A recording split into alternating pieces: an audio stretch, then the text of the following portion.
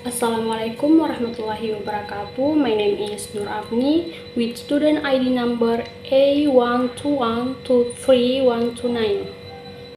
Okay, my name is Victor Jannah with ID number is A121222117. My name is Soferia Nur. My ID number is A1212292. My name is Wiolatu Hasan. My name is Wada Rosalinda with ID number A121232151. Assalamualaikum warahmatullahi wabarakatuh. Let me introduce myself. My name is Fitri Ananda Dwi Hasan with student number A121233152. So, our major guys are theory and technique of translation. Introduction translation has an important role in communication. It can be a bridge that connects people from different languages and cultures. By using translation, people can learn and understand each other's language and cultures. A. Definition of translation. Definition of translation. There is one translation definition from experts, namely Krista, 1987, 334, states that the term translation is a natural term used for all texts that involve the meaning of expression in one language, being converted into meaning, whether the medium is oral, written, or signed. Translation is defined as the process of transferring ideas or information from the source language. B. There are several important points regarding the definition of translation, which are as follows. Focus on the meaning. The main goal of translation is to transfer meaning from the original language to the target language. Number 2. Context considerations. The meaning of a word or sentences can change depending on the context. A translator must pay attention to the context on the original text in order to produce an accurate translation. 3. Linguistic skill. Translation demands linguistic mastery of both the source and target language, including knowledge of grammar, vocabulary, and culture. The importance of translation in global communication. Translation plays a crucial role in overcoming language barriers, enabling people from different linguistic backgrounds to communicate effectively. It ensures that ideas, information, and messages are conveyed accurately across culture, which is vital in today's interconnected world. Key reasons why translation is essential for global communication include 1. Promoting understanding across culture. Translation bridges language barriers, enabling individuals from different cultures to understand and engage with one another. It promotes mutual understanding, helping to break down misconceptions and cultural differences. 2. Enhancing international business. For companies operating internationally, accurate translation is essential for contracts, marketing materials, websites, and legal documents. Miscommunication in these areas can lead to financial loss or damaged relationships. 3. Supporting diplomacy and international relations. In diplomacy, precise translation is critical for negotiation, treaties, and international agreements, ensuring that all parties clearly understand each other's intention and terms. 4. Spreading knowledge and research. By translating academic papers, research findings, and educational resources, translation contributes to the spread of knowledge and innovation across borders, accelerating global progress in science, technology, and other fields. 5. improving access to services and information. Translation helps preserve the knowledge, tradition, and history of various cultures by making literature, art, and media accessible to global audiences. In conclusion, translation is an indispensable tool for global communication, ensuring clarity, fostering cultural exchange, and promoting international cooperation. Maybe that's all I can say. The next material will be continued by my friend. Brief history of translation studies. This presentation will explore the fascinating history of translation studies, a field that has evolved significantly over centuries. We will delve into key milestones, influential figures, and significant shifts in theoretical perspective that have shaped our understanding of translation. The first is the ancient roots of translation.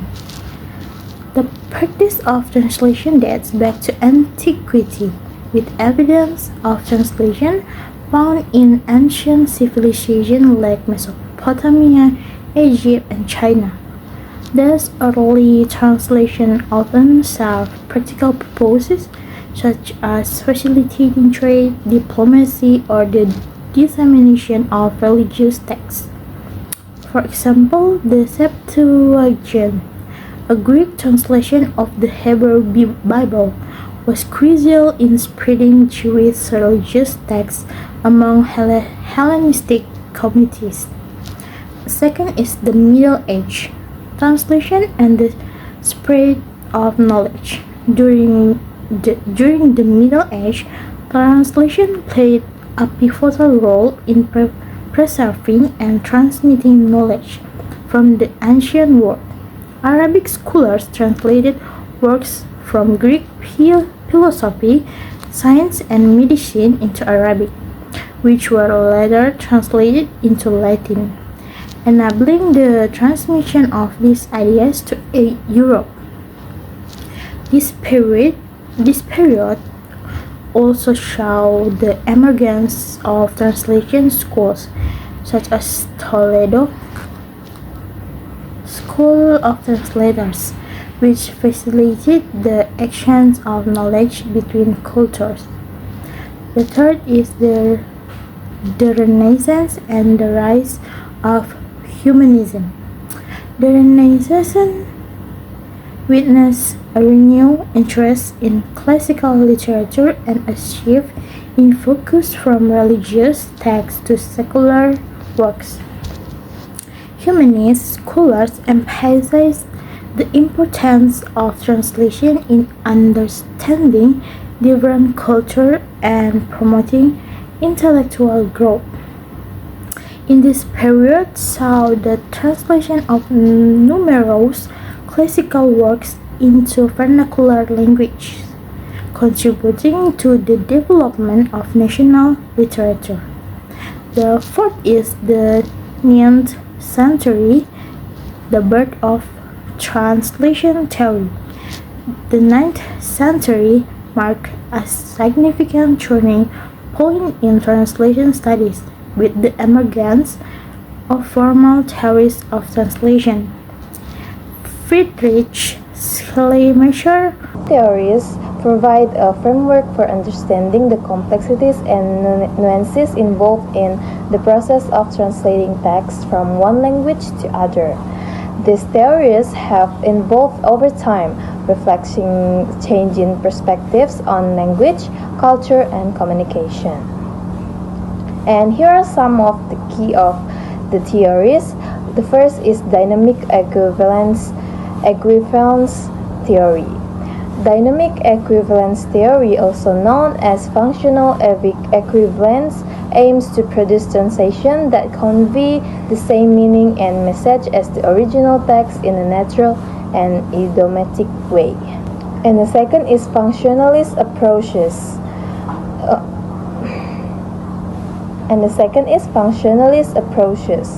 Particularly Scopes theories emphasize the purpose of translation and the cultural context in which it is being performed. This theory suggests the translator should consider the function of the translation within its target culture rather than adhering secretly to the original text.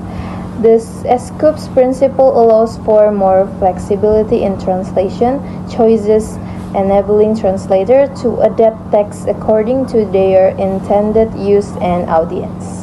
And the third is sociolinguistic approach.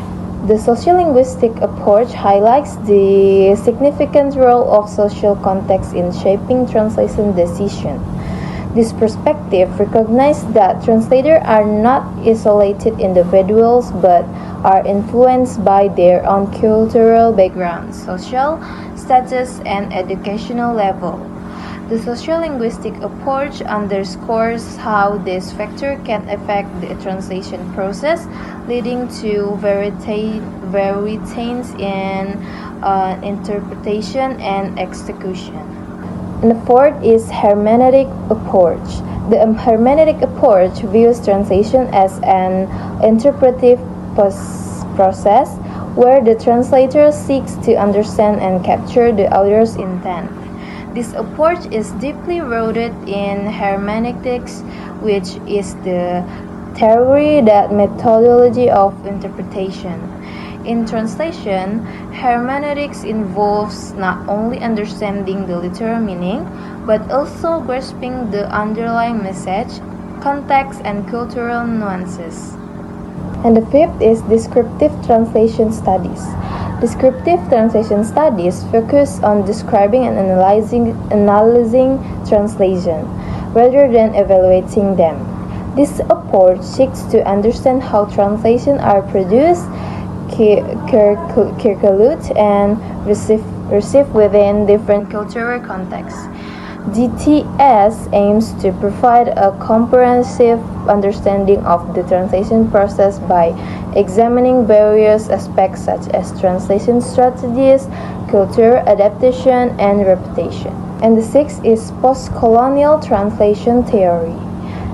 Post-colonial translation theory critiques traditional notions of translation by highlighting issues related to power dynamics, cultural imperialism, and linguistic inequality. This theory argues that translation often reflects the dominant culture of the colonizer rather than the colonized.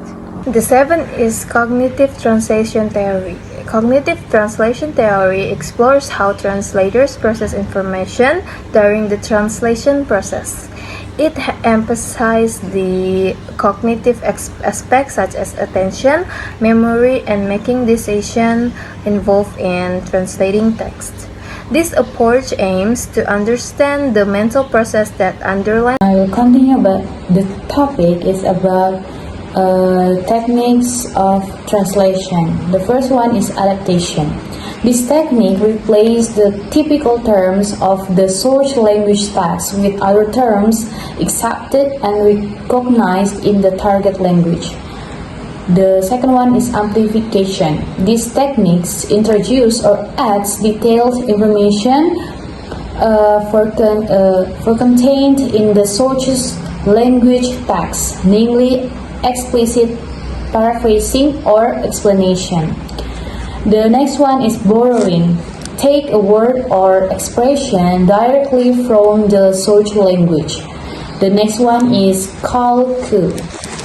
The literal translation of a word or phrase from the source language directly into the target language can be at the lexical or structural level. The next one is compensation. Introduction information elements of the source language text or stylistic effects that are found at other position in the target language text, as that cannot be reflected at the same position in the source language text. The next one is description. Replace terms or expression with description of their form and function. The next one is discursive creation. specified temporary equivalents that were unexpected or out of the context. The next one is established equivalence using terms or expressions that are recognized or common based on the dictionaries or colloquial usage. And then the next one is generalization. Use more general neutral terms in the target language. The next one is linguistic amplification. Add linguistic elements. These techniques is often used in consecutive oral translation and dubbing. And then the next one is linguistic compression. Gather and make one linguistic element in the target language text. And then next is literal translation. Translate a word or phrase word for word. The next one is modulation. Substituting a point of view, focus, or cognitive category concerning the search language text. Next is particularization. Use more concrete or specific terms contrary to generalization techniques. Next is reduction. Press or compress the search language text information feature into the target language text. The next one is substitution. Replacing linguistic elements into paralinguistic elements. And then transposition. Change the grammatical category. And then the last one is variation. Replacing the grammatical category replacing linguistic or paralinguistic elements such as intonation or gesture that have an impact on linguistic variations. That's all from me. Thank you. In translation, there are several challenges in translation. The first is cultural difference. Different cultures have unique idioms, traditions, value, and reference that may not have direct equivalent in other language. For instance, translating humor, proverb, or religious reference often requires deep cultural knowledge.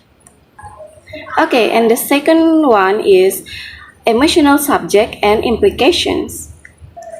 Language often carry emotional undertones, implications, and nuances that can be difficult to translate.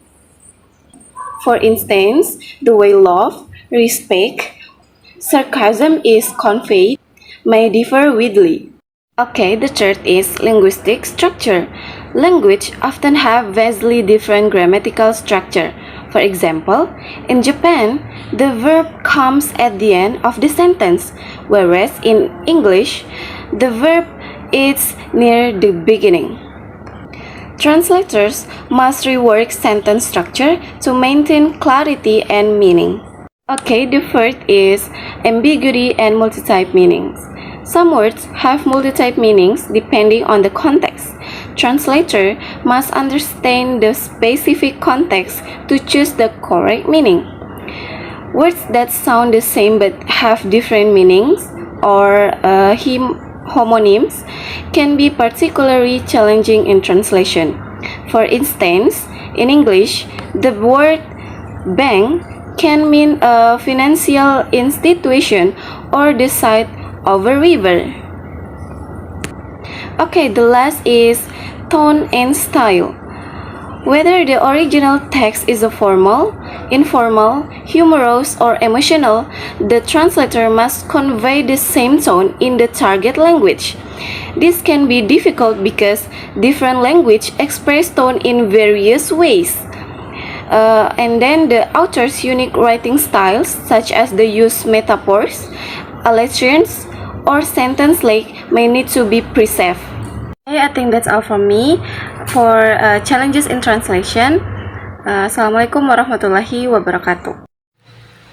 Translation theory encompasses a variety of techniques, including borrowing, calque, literal translation, transposition, modulating, equivalence, adaptation, and compensations, which collectively facilitate the accurate and meaningful transfer of content from one language to another by addressing the complexities of culture's nuances and linguistic structures to ensure that messages resonate effectively across different languages and cultures.